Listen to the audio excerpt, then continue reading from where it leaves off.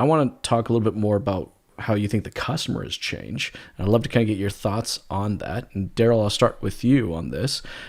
How do you see the customer changing, over the course of the next 12 months? As you mentioned, obviously they've had to force their behaviors to change, and I think again it gets back to the fact that the dealers accommodated the customer when they needed them most.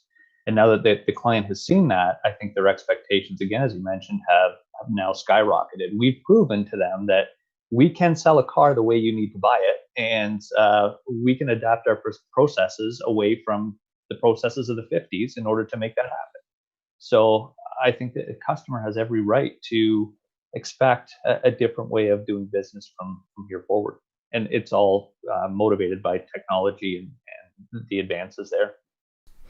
Well said. Ken, anything you'd like to add to that, as far as how you think the customers change or will change over the next 8 to 12 months?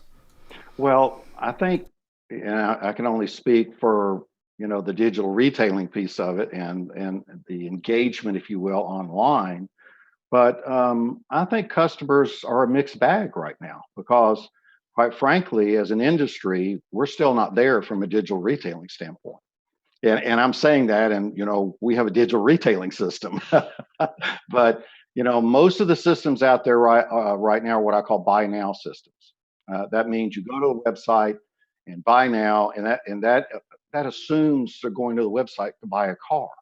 And most people don't go to the website to buy a car. They're going there to look and find a car and get as much information as they possibly can.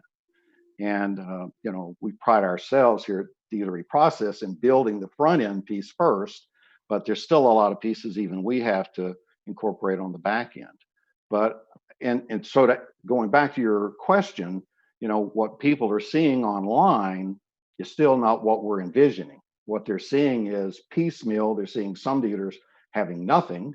They're seeing some dealers having, a piece of it, or they're saying buy that car right now, and they're going, well, we're not ready to buy the car right now. So I think that from a maturity standpoint and where we are right now, I think the expectation is there by the populace because they keep hearing it and everyone's talking about it. And you even see it in the ads on TV, and you can come to our website and buy.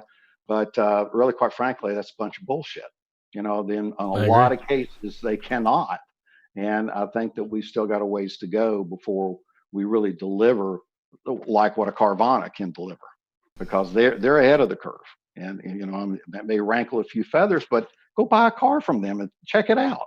I mean, it's whoever designed their system was definitely ahead of the pack on the ability to program that in online. I mean, they did it right. Car dealers can do it too. They've just got to, be patient with us out here that are building these systems because there's a lot to it.